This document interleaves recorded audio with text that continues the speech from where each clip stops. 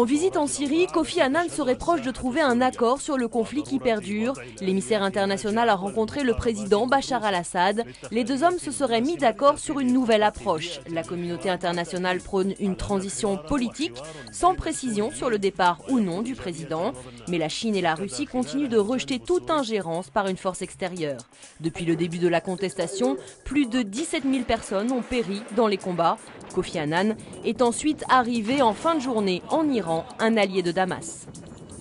Les dépouillements pourraient durer encore 4 à 5 jours en Libye. Les résultats des législatives ne sont pas encore définitifs, mais les premières tendances semblent donner les libéraux gagnants face aux islamistes, une exception du printemps arabe. Malgré quelques violences et actes de sabotage de militants autonomistes, le scrutin est une réussite. Premier scrutin libre depuis la chute de Mouammar Kadhafi qui avait banni les élections.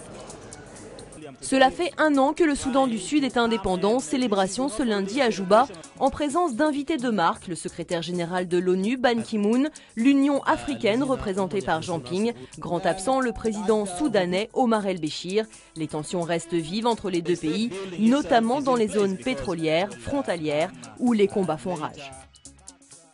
Journée de deuil national ce lundi en Russie, hommage aux 200 victimes des inondations dans la région de la mer Noire. Des responsables locaux ont été démis de leurs fonctions pour n'avoir pas donné l'alerte. Une enquête est en cours pour déterminer les causes de ces crues gigantesques. Un barrage aurait pu ouvrir ses vannes en amont.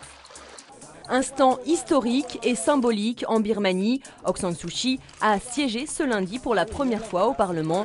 Une députée de l'opposition qui a déclaré qu'elle essaierait de faire de son mieux. Son parti, la Ligue nationale pour la démocratie, a obtenu 10% des sièges aux élections d'avril dernier.